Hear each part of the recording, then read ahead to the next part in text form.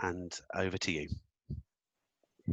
Brilliant. Thanks, Matt. So good afternoon, everybody. Great to see you, so many of you returning and so many of you with us today on such a glorious weather day.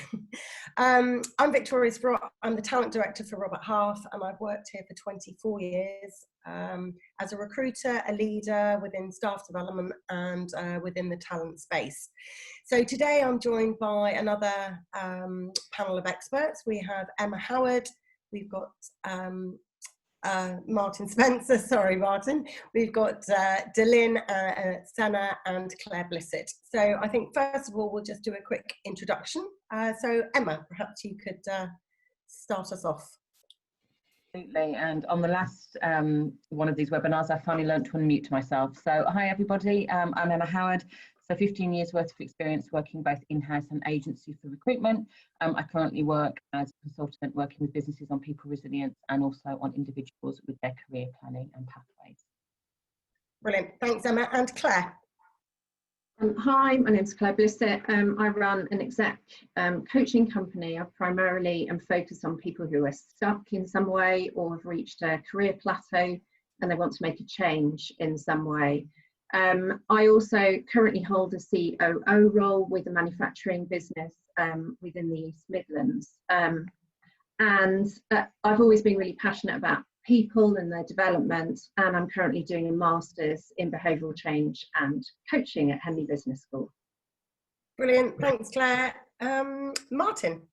Yeah, so hello, I'm Martin Spencer. I'm an occupational psychologist. I've worked in talent management, assessment, selection, interviewing, HR through all my career, both sides of the fence, both in recruiting people and also now in an advisory consultancy role, predominantly working in the area of psychometrics, leadership assessment and helping people get roles.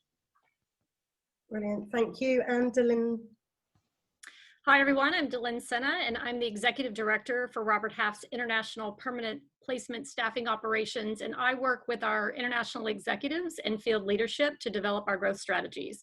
I've been with Robert Half and in the recruitment industry for over 25 years, and I recently relocated from the San Francisco Bay Area to London, and it's great to be here. You brought the sunshine with you, thank you. I did. Okay, thank you. And Matt? Hi there, I'm Matt Robinson. I manage leadership development and corporate learning here for Robert Half in our international zone, which is all of our countries outside of the US. I've been with Robert Half for almost 5 years, but have been in recruitment for over 15 years. And my role today is, as always, to produce this session and to facilitate the Q&A as we get to that point later today. Brilliant, thank you very much. So today, amazingly, is the last in the series of the 9 webinars that Robert Half have been hosting, that many of you have followed, throughout that journey. So interview and selection is the last piece of the job hunt journey. And so today we're going to discuss really critical areas today, such as research, tips on interviewing, advice as to kind of when you get that offer, how do you know whether it's the right one?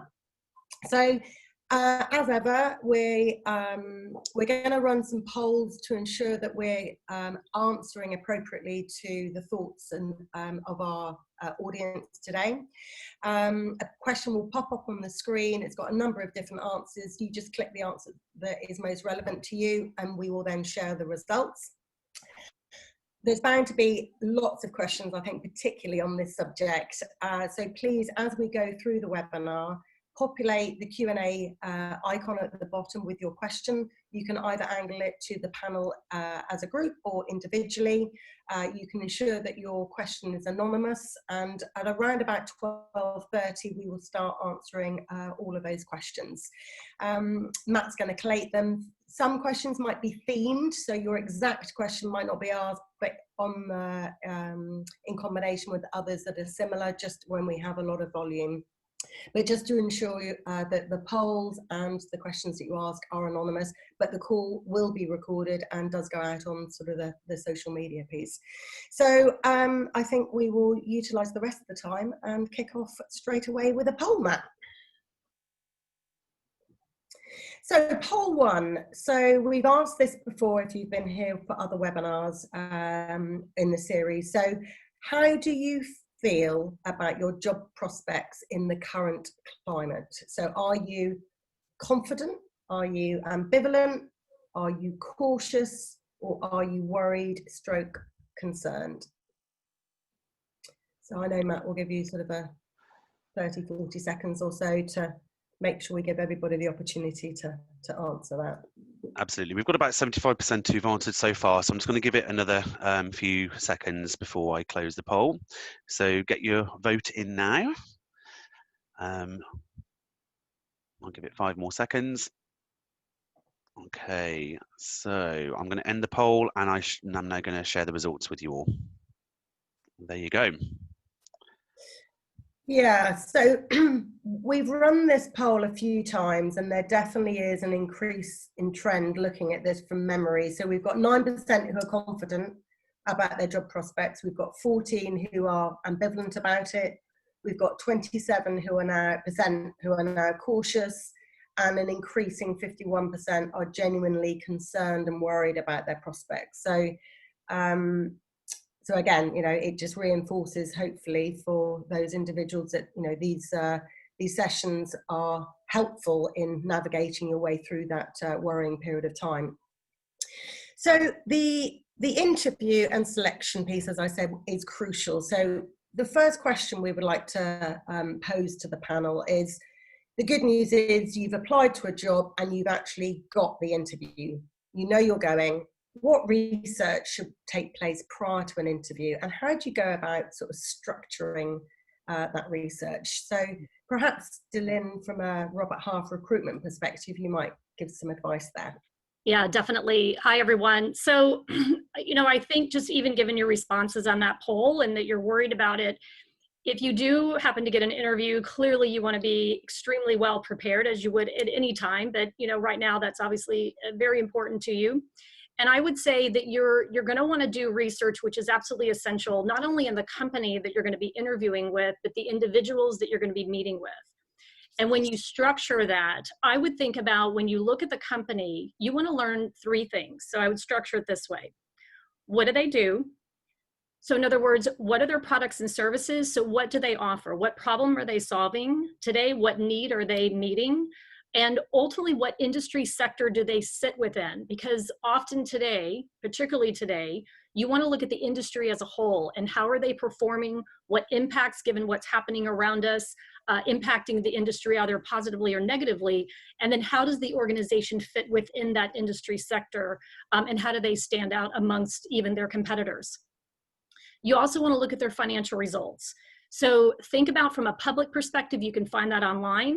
Privately, it's always a little bit more challenging and difficult to get that information, but it's equally important to make sure you understand the financial health of an organization. So a great question that I would recommend you ask in the interview, if you cannot get that information because they're privately held, is how is the company doing from a financial perspective? Again, it's a very open-ended question that you can ask, and just based on the individual, the representative of the company, they may or may not give you a wealth of information, or maybe they will, but I absolutely encourage you, and you should ask that question to understand the financial health of the organization today. And then finally, find out, when it comes to what do they do, but it's also who's leading the organization. So find out who their key players are from a leadership perspective. Who's ultimately making the strategic decisions about the well-being of the organization going forward, and how do they maintain the relevancy in their market, in their space? So obviously that information can be readily found on LinkedIn, but also look at their website. I'll talk a little bit more about where to find some of this information too. So that's kind of one way in which I would conduct your research. So what do they do? The second part that I would look at is, why do they exist? So again, what is their purpose and what's their mission statement? When you join an organization, you want to believe what they believe. You want to support what they do. And so really kind of step back and understand, what's their mission? What are they trying to accomplish? What's their purpose? And would I support that? Do I want to work for an organization and help them meet those objectives and their mission of an organization? Again, it goes back to understanding that you're going to be the right fit for a company, and that you feel good about the organization in which you work for. And then finally, what do they value? So this is all going to be around the culture of the organization. So what are their core values? I think of core values as the heartbeat of an organization. It's what they believe, it's how they treat employees, and it's ultimately how they make decisions.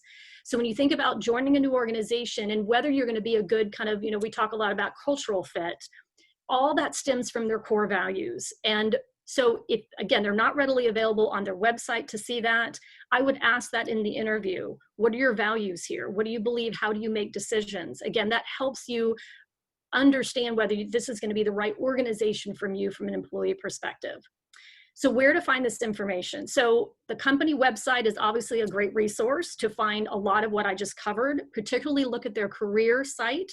That gives you insight into, again, probably a lot more around their values and the individuals that work within the company. But take a look at their website. You can Google obviously as well and find a wealth of information out there. And then finally look at social media, whether it's their LinkedIn homepage or even go on Glassdoor, where current or previous employees have actually listed reviews about the organization. That's going to give you a lot more insight of the inner workings of the company. Again, going back to, not only is this a type of organization I believe in, their purpose, their values, and what they do and what they offer, but is it an organization that I believe is healthy and strong and is actually going to continue to be relevant and survive today? And is it one that I want to align myself with? And then finally, take a look at the individuals that you're going to be interviewing with. So LinkedIn, again, is a tremendous resource for you. What you're trying to do is connect the dots with what is their background, what is their experience, what did they do prior to coming to this organization, and is there any relevant point with their background, even from a personal perspective, where they grew up, where they went to school, anything that you can find that somehow you can connect the dots, build rapport, and find a common connection. Again, that helps just the beginning of any interview kick off with a really nice start. So that's some advice that I would give you around how to structure and how to research both the company and the individuals you're going to be meeting with. So let me pass it to Emma. And Emma, anything else that you would add as well here? Well, I think, DeLynn, thank you. That was so comprehensive that that there's very little I can add. The only thing that I would do, guys, and it's nice to see you all again. I know that for many of you out there, this is just a case of really needing a job at the moment. So, I know it's kind of nice to have that you believe in the company, you understand the ethos. The trick to actually getting the job and preparing before the interview is going through the job description with a fine-tooth comb. So what I would suggest you do is, having looked at kind of all the great advice that Lynn's given you around the bigger picture, go through that job description very, very clearly, really link through to find out what is the purpose of the role. Why is it that you've been selected? You can clearly, if you've done our previous webinars about CVs, you'll be able to see that link, and really do the kind of preparation around what's happening in the particular department, what's happening with that particular project, and kind of start to anticipate what you think are going to be some of the issues around that. The other thing that I would say as well is, do not be afraid to ask the recruiter to be very specific about what the interview is going to look like. It's a great way to prepare. Very difficult. I did an interview recently where I was told it would be one person. I turned on the screen and it was 5. Which is a completely different experience. So please don't be afraid to push the recruitment consultants or the internal recruitment advisors. Be very clear around what that format's going to look like, how it's going to look, and what you should expect. That's absolutely your right, and that's a great way to kind of elevate the stress for you around researching and planning for this. Yeah, great advice. Thank you. So moving on to question 2. How do you know how do I get in the right frame of mind in preparation for an interview? And I think, Martin, given your background, you'd be best poised to give us some guidance here. Well, yeah, thank you, and hello to everybody. So some sort of headline thoughts on this. I think the most important thing I would say here is that the person who thinks they can and the person who thinks they can't are both right. And that may sound a bit glib, but it makes an important point for me that your thoughts are really, really important because they control how you feel about things. So we have an opportunity to focus on what our thoughts are about a situation. And there are 2 broad ways of thinking about those thoughts. And I just want to introduce you to 2 concepts. One is called PETS, P-E-T-S, and that will stand for performance enhancing thoughts. So PETS, P-E-T-S, and PITS, which is performance inhibiting thoughts. So I would encourage you to focus on having some performance enhancing thoughts before any interview. And very often we feel anxious and nervous and worried about it because we're actually dominated by these pits, things we fall into, you know. Oh dear, I didn't get the job last time. I don't come across well. You know, I hope they don't ask me about ... All of these are inhibiting thoughts. They put us in a position of weakness and vulnerability and worry. What we need to do is think about what we're thinking about and capture those thoughts, write them down beforehand. Think about what am I thinking about this? What am I feeling about this? Why is that? Capture them, write them down, and then challenge them with alternative, more enhancing thoughts. So you know, I've got great experience in this area. I can really focus on my qualities of 1, 2, 3. I'm really good at meeting new people. I'm looking forward to meeting them because enhancing thoughts. So the person who thinks they can, the person who thinks they can't, they're both right. You have control over it. Focus on pets and pits. You'll find a lot about this online. It's also called tics and tocs if you want to look into it more deeply. But that would be my advice. Love that. Brilliant, thank you. And Claire, do you have anything to add to Martin's comments? Yeah, kind of following up on what he was saying about tics and tocs. I think my advice would be to think about the tics and the tucks. So what I mean by that is, so Martin talked about changing thoughts, but when you change your thoughts, the net result of that is that you will change your behaviour. So there will be an intended consequence. So that being the tic. So the intended consequence of kind of thinking differently will mean that your behaviour will change. But the thing that I would advise that people should really look out for are the tucks, which are the unintended consequences of thinking slightly differently. So it might be that if your performance inhibiting thought is that you're kind of, oh, I'm not good enough, you know, I don't think I'm going to be able to get the job, others are better than me. And your performance enhancing thoughts are thinking about all the things that will allow you to do that job. That will mean that your behaviour will be that you're presenting yourself your best self. But an unintended consequence of that could be that you're so focused about thinking how to put yourself across in the best way that you come across as quite intense. Potentially you're not looking at the cues of the interviewer, and maybe just kind of, you know, on a mission to present yourself in a very forthright way. So that would be my thing that I would advise. And then the other thing that I would say around the pets is to set a performance enhancing thought that's quite achievable, because if you set it too high, then it's going to, the fallout could be significant in terms of unintended consequences. So I think my thing is about having a balance there. So being really balanced around the way that you're thinking about things. And ultimately, I just think to be yourself and to think about, when am I at my best? When am I able to articulate myself in the best way? And how can I replicate that in the interview process? Great, thank you both. Some food for thought there, lots of acronyms that I've written down. So we're going to move on to poll 2, Matt, if that's all right. So how confident are you in being able to promote yourself effectively in the interview? And we've got 4 different choices. We've got very confident, confident, not very confident, or not at all confident. So again, we'll give you a bit of time to answer those questions. Yeah, we've got quite a few who've already voted, about 75% of the way through. So just going to give it a couple more seconds just to allow people to have that opportunity to vote. Just going to give it 5 more seconds. And I'm now going to close the poll, and I'm going to share the results with you, Victoria. There you go.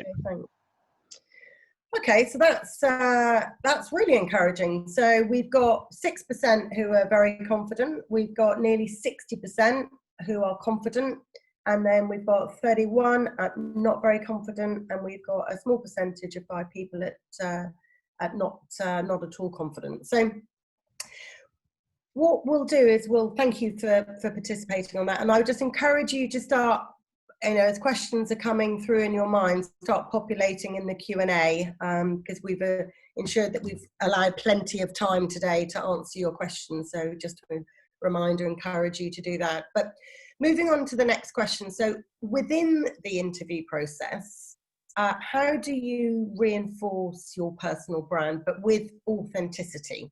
So Emma. That must have me right for smiling, won't it? Yes, so this is a really important thing, guys. And if you go through and you read a lot of guidance around how to get a job or how to do an interview, what you'll often hear is a lot of kind of management speak around, how to hold yourself or what to do. Now, while I appreciate for a lot of you who might be panicking, really just wanting a job, there is the real temptation to go in and pretend to be whatever you think that organisation wants you to be. And I'm here to kind of ask you to be a little bit braver than that and to actually be yourself in the interview, however odd that sounds. And that's because you may well get the job pretending to be someone else. So, for example, pretending to be massively corporate, or pretending to be, you're going for a charitable job, pretending to be really interested in a sector that you're not, But as you start to relax and work, your true self will come out. And I have had before a bit of a shock where I've hired somebody and they've been completely different. I'd have preferred to have known to begin with. So what I would say to you before the interview, as you're doing all that great preparation that DeLynn talked you through before, start thinking about what really matters to you. So get really clear in your mind around why you applied for this job, what you like about it, what you like about the organisation, and how that fits in with your values. So in a lot of the previous webinars that we've run, we've talked about values and making sure that you're really kind of clear around what matters to you. But do get those really clear in your mind. And I always works for me to write down kind of 3 things that I really want to get across, kind of 3 words that really do sum up your own brand, and see if you can kind of discuss them at some point during the process. The other thing that I would say is do try and be yourself. So although it's really difficult over Zoom and it's, it can be challenging and it can feel really, really formal, do try and be yourself as you go through the process. No one's interested in the kind of the rote answers, and that's only half of it. Do let yourself relax a little bit, breathe, which I know is a challenge for everybody, and just try and let them see exactly who you are, because I want to be very clear with you. Lots of people have the skills that have got them through to the interview. What actually gets you through to the next stage is that kind of, I hate the phrase culture fit, as you all know, but that kind of personality match. And they can only see that if you really show who you are. So in order to get a longer term fit, that authenticity and personal brand piece is absolutely key for me. So I don't want to say just be yourself. That sounds really trite, but stop being quite so worried about putting this persona on, and try and just relax, get your values clear, and try and kind of let it flow a little bit more.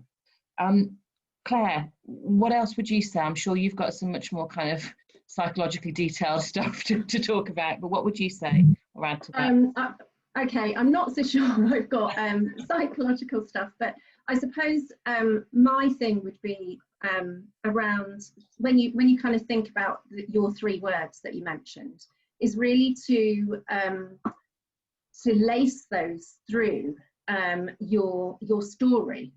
And I would really urge people to have a really clear story that they're able to tell in an engaging way of how their career has evolved.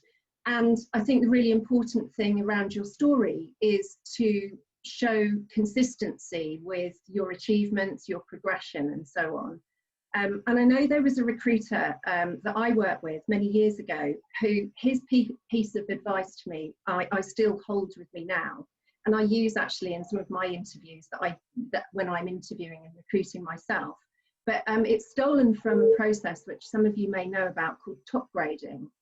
And I basically go through every single role and ask the same questions. And what I'm looking at is the story. So when I did this particular interview, there are 5 things, and I'll just read them out very quickly. So the first thing I always ask for anybody who's been in a job, what were you taken on to do? And I'm looking for what were the metrics, what were the measures of success? The second things that I'd ask about that role is, what achievement are you proudest of in that role? And I'll kind of get them to talk a bit more about that. What was the low point? what's the kind of biggest mistake perhaps that you made in that job is the third thing. And then the fourth thing, I ask quite a lot about the people that they work with and the manager that they work with. And I also would urge you to think, if someone asked you, so your manager, say, is called John, and the interviewer says, if I contacted John, what would John say about you? And it really urges that kind of piece of honesty for you to think about before you're put on the spot, when you're under the spotlight in your interview. So I think that's a really important part of this kind of preparation. And then finally, why you left that organisation. So again, looking for trends and looking for themes. And so it's that kind of structure that I would hang my story off, and to provide that kind of consistency as I kind of progress through the different roles. Yeah, no, that's excellent. Both, I think both areas. So the next one is there are lots of different types of interviewing styles, and Claire, you alluded to some and Emma's, but what advice would you give on preparing for those different types of interview questions, including the somewhat dreaded competency-based interviewing angle that so many people groan at? So Martin, perhaps you can give us some insight. Yeah, so I'm often asked this question, and the first thing I'd say is have an analogy of an iceberg in mind. So with an iceberg, as we all know, most of it is underneath the water, and about 10% of it is above the water. And by that, I mean, prepare lots of things that actually may never be needed in the interview, but make sure you've covered lots and lots of ground yourself in the things that you think about before you go in. So all the great points that DeLynn and Emma have made earlier on about doing preparation and thinking about the company, make sure your iceberg is really, really broad, so you've covered lots of areas. That's the first thing I'd say, because you don't know what's going to come up, but you will feel a lot better if you've got a very large iceberg of things you've thought about. Moving on to particular types of questions, especially the competency-based interview. The competency-based interview is pretty common, and you can get a bit of a sense as to what you might well be asked by doing, doing the research we talked about earlier. Look at the job description, look at the person specification, look at the values of the organisation. They're all clues as to things you might be asked to talk about. And think about the sorts of messages you want to give across, and think about the experience that you have got. So when you are facing a competency-based interview question, you are normally asked to give a very specific reference to an experience you have had where you have demonstrated the thing in question. So for example, can you tell me about a time where you've influenced a group of people and got a great result against the consensus, or something like that? That's a pretty typical sort of thing. So I'd encourage people to use a technique which we call the STAR technique. It's S, T, A, and R before you go into an interview. So think about the situation, that's the S. What am I going to cover? Then T is for task. What specifically did I have to do in that situation? A is for actions. What things did I do? What actions did I take in achieving that result? And that's the last point, the result is the R. So what's the situation? What's the task? What are the actions? What's the result? Prepare that kind of track for all of the things you might want to think about, and then be prepared obviously to flex and go with the situation that you're asked about in the interview. More general motivational type questions, always think about your answers before you're going to go in. You will probably get asked questions about, why do you want the job, that sort of thing. Don't trip up on those, the unintended consequences that we talked about earlier. Don't trip up on that. Don't be focused so much on all your prepared areas that you forget to show a bit of enthusiasm about the role. And some basic points of prep as well. Try and get some rest beforehand. Make sure you've thought about the skills and challenges that are relevant. Arrive on time, know where you're going, all of those basic things, because suddenly all of your prep can be thrown awry if you turn up late and realize that it's not where you thought it was and all the rest of it, or you get the interview time wrong. So get those basics right. But that would be my general advice. So over to you, Emma. Great following, Martin, because you always have such good answers. So I'm always like, yes, star, that's exactly it. So I would actually use preparing for the interview as a way to re-bolster your self-confidence. So one of the great things about interviews is you're the one who's got all the answers. So although we get really frightened about it, actually it's one of the very few chances you ever get to talk about what you've done brilliantly. So use this as a great opportunity to do that. So what I would normally advise, particularly the people I work with, to do is we look at a different range of questions. Exactly as Martin says, we run them through with different scenarios, use them to really highlight what you want to bring out, your biggest achievements. But the other thing that is fairly new at the moment, and I think is really worth mentioning, is something that Claire talked about at the beginning, is around narrative. So what we're often finding at the moment for people is that they're being asked at the beginning of an interview, kind of what's led you to this point. And what they don't mean, or my particularly dreaded favourite, give me a quick summary of your career to date. Practice that, practice it. And I cannot stress to you enough, do it with either a coach, like any of us who are on this call, or do it with kind of a trusted advisor or friend or loved one. This can go on for 15 minutes if you're not careful. I think the longest I had was 25. And I knew within the first 15 minutes I wasn't going to hire the person because they couldn't keep it down. Practice it, and it's a really great way for you to start to reframe what's led you to this point. Because I want to really emphasize for a lot of you, I know there's a lot of people who aren't working at the moment. There is no shame in not being in work. That is circumstantial, it's not a reflection on you and your value. And use preparation for the interview to really hammer home to yourself all those things that you do brilliantly, and to remind yourself how lucky actually this organisation would be to have you. And it could be a great way just to reaffirm that. Oh, and also always eat before your interview. I have had someone pass out on me before, which is a combination of nerves and starvation. So please have a banana and some water before you go in at the baseline. Very sound advice. Thank you. Okay, so I'm just going to remind you we've got some questions coming through, but if you need more questions, if you would like to ask a question, please populate it in the Q&A. Thank you. So staying on the interview bit, Martin, maybe you could take this one. So how do you engage your interviewer throughout the interview process? Yeah, so thank you. Just a few short thoughts on this. Picking up on all the things we talked about earlier on, if you do the prep that we've talked about, you'll have a baseline from which to build in terms of this whole interview. And the biggest piece of advice I'd give to anybody in an interview is start calling it a conversation rather than an interview. If you see it as a conversation, behave as you would in a conversation. You know, ask questions, show interest, you know, interact with somebody. If it's just stilted, you wait for a question to come in, you give an answer, you know, you're not going to be building the rapport and the connection that you really could. So try and see it as a conversation, and kick it off by making relevant comments. You know, when you walk in the building, talk about your experience of, you know, how you found reception, or something you've noticed about the brand, or something, you know, compliment, that kind of thing. Make sure you know who it is you're going to be interviewing. The earlier comment applies. You know, if you're going to suddenly find you've got 5 people in front of you, you know, that's a different experience than one. So make sure you know who's going to be meeting you. Try and find out a bit about them so you can just flex and tailor your answers.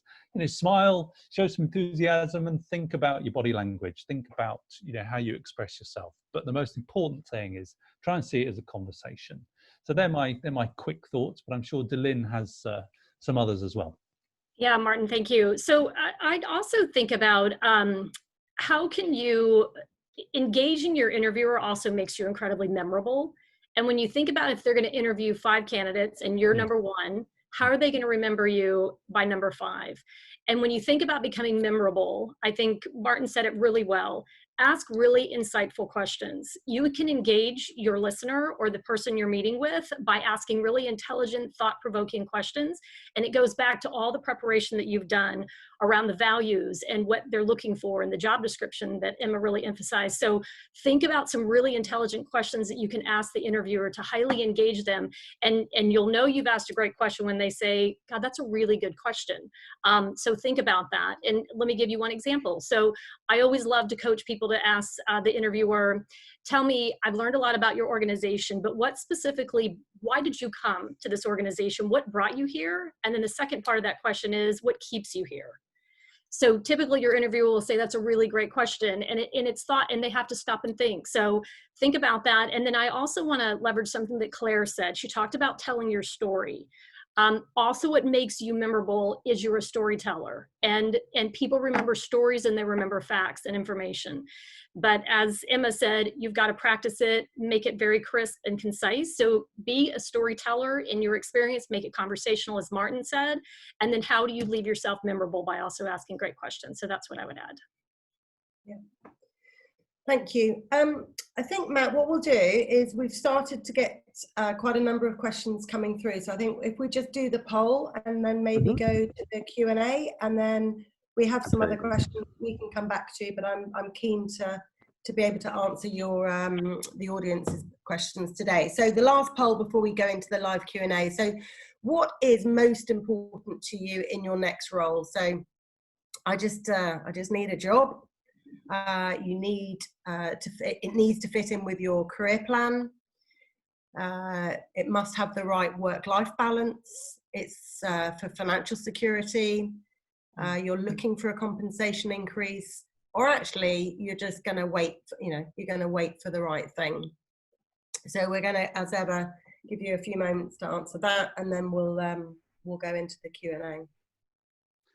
Yeah, we've still got a few people to vote, so just give it another couple more seconds, Victoria. Okay, So there's lots of choices on that one. Yeah, I know there are lots of choices here. Okay, so last 5 seconds before I close the poll. And closing the poll now. Just showing the results, Victoria, to you. You should be able to see those now.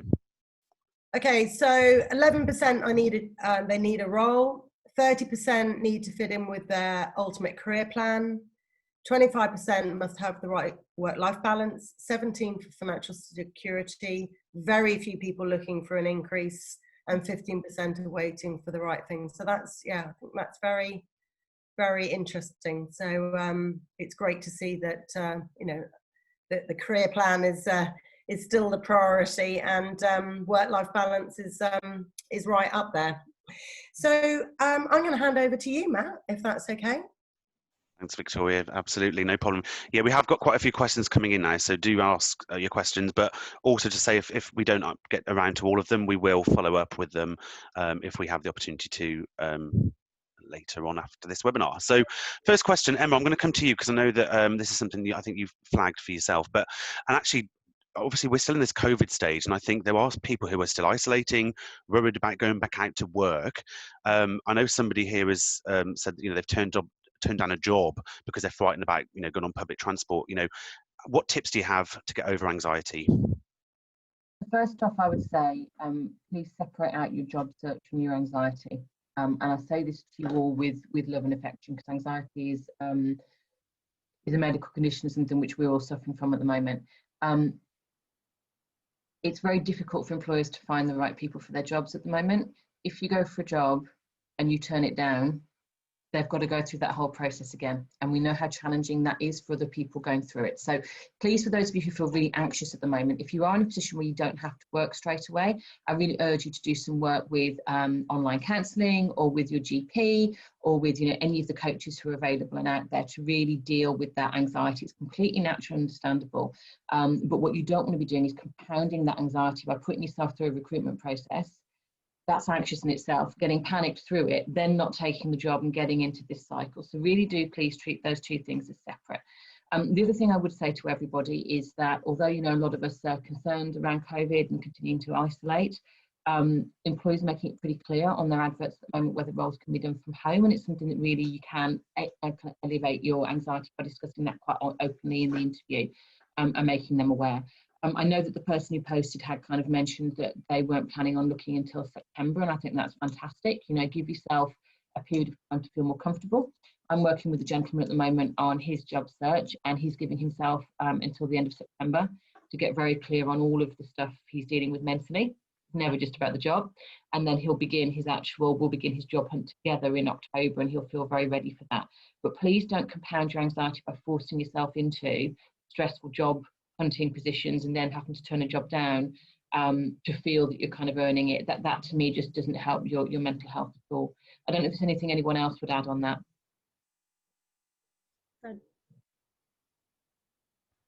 Okay, thanks, Emma. No problem. Thank you for that. Okay, so there's been a couple of questions around this. I'm going to try and theme this one, but just bear with me. How do you prepare for an interview in an industry that you are passionate about, however, don't have much past work experience to relate to? So I think it's where, you know, you might have transferable skills, but you haven't got the direct skills that people are asking for. I don't know who would like to pick that one up. I can start. Go. Yeah, cheers, DeLynn. Yep.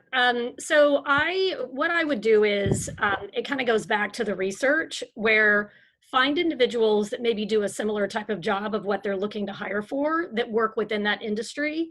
And Matt said it's those transferable skills, but at least try and find someone who's actually doing the job or similar to it, to really try and find out and map out, how does your experience in the industries in which you've worked, though, do align with the actual core skills of the job? And what is it that you can do to try and help yourself, or even offer the organization to learn more about the specifics of the industry? So I think it's also coming in with some solutions that you can offer up of how you can better gain that experience quicker and faster, but even your baseline knowledge of understanding the differences before you arrive, and even, again, doing your research and talking to individuals, and how you can align the core skills to what the job requirements are. So that would be some advice that I would give you. So maybe anyone else too. Yeah, I think that's a brilliant answer. I'd add a couple of things, if I may. I think if the job description clearly says you must have experience in ... then there is an argument that says if you haven't, then don't necessarily go through the pain and the process of heading for a pretty inevitable rejection. So, you know, be sensible. If it says you've got to know about something really, really specific. Other than that, though, I would have the frame of mind, I've said it on a previous one of these webinars, you know, I can because I have. That's the mindset. So think about your prior experience, think about, as DeLynn was saying, think about where you've done things that are relevant, even if they're not specific, but they're still relevant. I can do that here because I have done it elsewhere, and then tailor your experience to the requirements of the role. Thanks, Martin. Thanks, DeLynn. Okay, next question. So with the pandemic, obviously focus on work-life balance, working from home is more prevalent. How do we approach that question with an interviewer about working from home? I don't know who would anybody like to pick that up? Emma? I can take it. So I think you approach it in exactly the same way that we've always approached discussions around kind of working patterns and things, and that is not the first minute you walk through the door. It's build that rapport, get to that point. And I would actually offer it up as a question at the end. So all good interviewers will always give you time for questions at the end. And I think that it's a very open-ended question, particularly in first interview, that says, you know, what are your plans in the kind of, you know, return to work following COVID-19? That gives you that entire openness, and it allows them to kind of ask you. I would be very surprised if your interviewer wasn't asking you the same questions, but I'd normally wait for them to offer it up.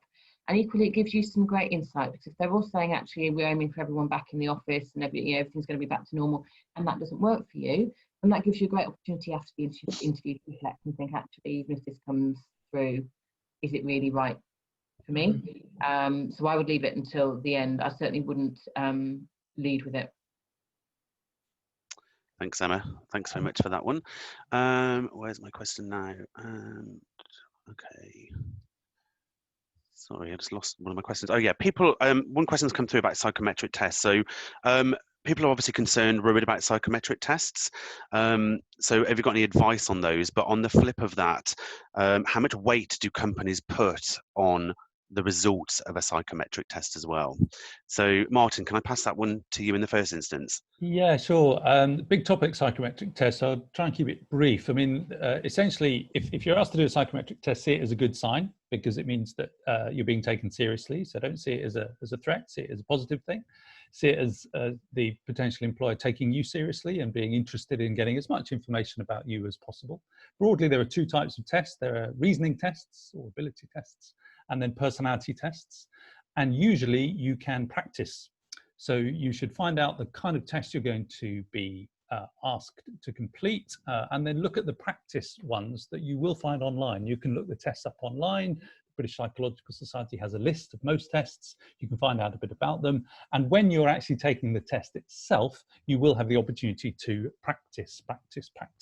So I would make sure that you prepare yourself as well as possible. But there are these two types: the timed ones, the ability ones that usually give people a bit more concern, and then the personality ones. They're both really only ever supposed to support a selection process. You shouldn't really find an employer who hangs too much weight on them. They should be one extra point of data, and you will probably find that there's an opportunity to have some feedback in the process as well. So that should, the data that comes out of the personality questionnaire or the ability questionnaire should be validated in some kind of discussion between you and the employer. So see it as a generation of hypotheses and ideas about you, the generation of more information about you. See it as a positive thing, but practice them. And when you're particularly, final tip on the ability tests, if you are doing ability tests, make sure that you're prepared, you're calm, you're quiet, you're rested, all of those things. But general tip on ability tests, speed is important. Points make prizes. So when in doubt, go quickly. Don't spend hours and hours and hours pondering over a result, because the clock's ticking. And it's usually important in online ability tests to get as many done as possible. That's my quick overview of psychometrics. The only other thing that I might add to that, if I may, is just around, Martin mentioned the two different types of tests and the personality assessment tests. I would always really urge people to not think too hard about it and to give your initial response, because if you try and fudge it and think, well, they must be looking for this or this, and I'll try and answer all these questions like this, or they try and ask you different questions from different angles and you try and think, how did I answer the last one? It shows through a mile off. You can see a profile where someone's tried to influence it in some way. So again, to Martin's point around speed for the personality test, where you do have as much time as you want, go with your gut. Yeah, I agree with that. Thanks very much, Claire. Thank you very much. Okay, so there's been a couple of questions around this. I'm trying to try and theme this question, but how, or any advice that you have for people where they've had a senior role in the past, they've probably had some time off, or due to the current situation, looking to take maybe a step down, a junior role to take a job. Have you got any advice on how to convince people that that's right for you? Because obviously people see you as more experienced, so don't feel they should give you that opportunity. I don't know, DeLynn, have you got anything you could add to that? Yeah, I'd actually also love to hear from Claire and Emma on this one too. So the question is, it Matt, that they are senior, they're going down to more junior position? Correct, yeah. Is that right? Yeah. I think though, I guess my advice would be, you really have to think about, and I think Emma touched on this as well, are you going to be passionate in this position? Is it something that you really want to take a step back? And obviously the more seniority you have, there's a lot more stress and decision making that has to be done. There's a lot more responsibilities that you have to own within the organization. And maybe that's not what you want at a point in time in your career. That's fine. Make sure you communicate that extremely well in the interview. But that said, if it's just to take a job, I think, again, you have to be your authentic self. What is it that you want to do? And are you going to be challenged in that position? And because, I think Emma said it well, your true self is going to come through. And whether your frustration or boredom is certainly going to be shown, and that's not good for you nor the health of the organization. So, again, I'll turn it to Emma and Claire, but I'd love to hear what they have to say. I kind of proceed with caution, in my opinion, unless that's your intent, it's what you want. I just wonder as well whether it's worth thinking about the assumptions that you're making, because the question was around, they're going to assume that I'm too senior, I'm like this. So you're already starting to tell yourself a story about why you're not going to get that job. And in fact, the reverse could be really true. And that actually they're really looking for someone with experience, and that's a perfect fit. So again, it kind of goes back to the storytelling to make sure that that's consistent and authentic as to why you're stepping down. So that would be my advice. Yeah, and I would probably tie both of them together. So I've hired people before who are more qualified than me to work for me, and I have been thoroughly thrilled to have them. I think, as to Claire's point, I'm relieved. However, there is something for me around getting really, really clear, and I'd urge all of you to get very, very clear on what your motivations are and what you want. If it is that you just need a job at the moment, and as we said, that is absolutely fine. That is absolutely fine. Think about how you're going to portray that, because the challenge is if actually you've stepped 3 levels down, but you're scanning the market for something else, that something else will come up, because the market will come back again. It will come up, and then you're leaving somebody kind of in the lurch. And there's something for me around that authenticity kind of, you know, connection.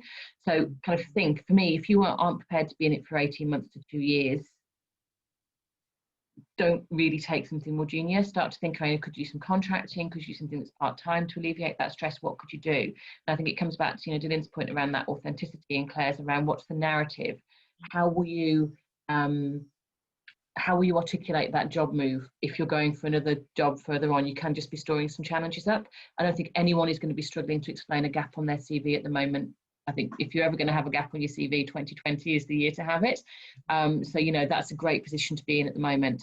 And see if you can kind of elevate that stress in other ways, rather than, again, you know, adding it into, as DeLynn says, the stress of doing a job more junior than you are capable of doing is actually quite considerable. We think it's all going to be, you know, rosy. Doesn't normally work out that way. Thanks, everyone. Thanks for that.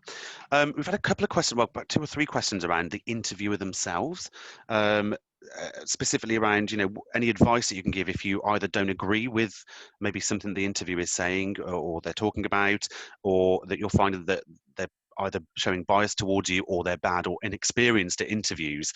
Have you got any advice around, you know, how to deal with the interviewer themselves?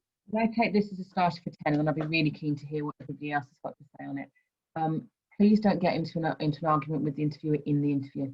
That's the biggest thing I can give you, because on occasion, interviewing styles can be deliberately provocative to see how you react under pressure. It's something that we see much more the higher up an organisation you go, and whether that's correct or not, it does tend to happen. I can see DeLynn nodding there. I think, you know, it's often a test that people do to try and push you off. And I think there's a couple of different points here. Number one, if you do not agree with something that the interviewer is saying in the interview, nod and smile and say, okay, that's an interesting point of view, thank you. Do not get into a slanging match with them. I think particularly around their organisation, they understand their organisation much better than you do. So there is just taking that step back.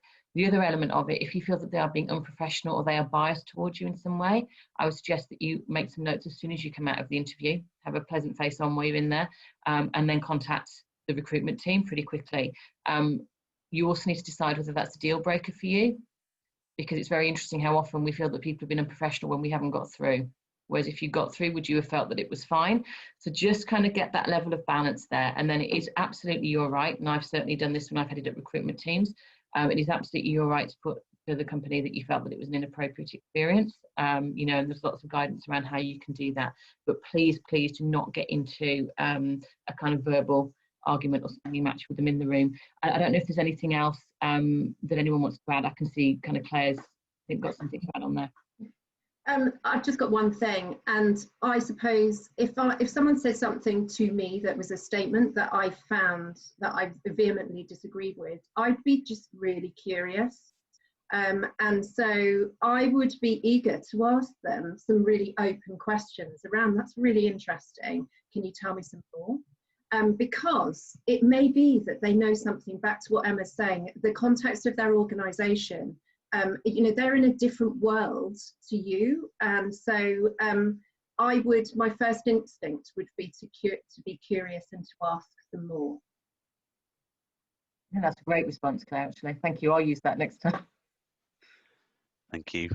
I think we might have time for one more question, Victoria. So assuming you've got through the interview, you get an offer, how do you know that that offer is the right offer for you? How do you make that decision on that job offer? So I don't know, Claire, maybe I could pass that to you. Sorry, just unmuting myself. That's okay.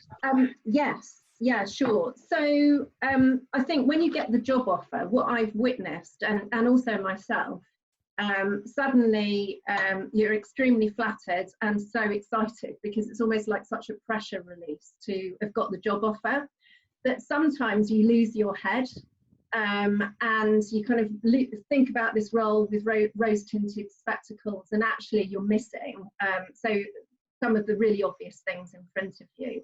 And so the first thing I'd advise is just be mindful of that you could be led more by your heart and the flattery than perhaps your head. The second thing that I would say is that in all of this research that there's been so much advice around, as Emma said, looking at the job spec, go through that with a fine-tooth comb, all the research around the company culture.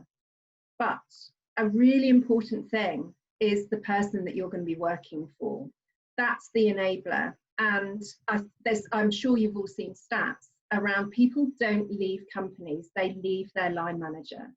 And so if you haven't met your line manager, then that needs to be something that you do, and the other people that you're going to be working with. That's an absolutely core requirement. So I guess my second point is to really just check all the gaps and try and retain your head, and to make sure that the line manager is someone who you really feel that you're going to connect with and be able to work with.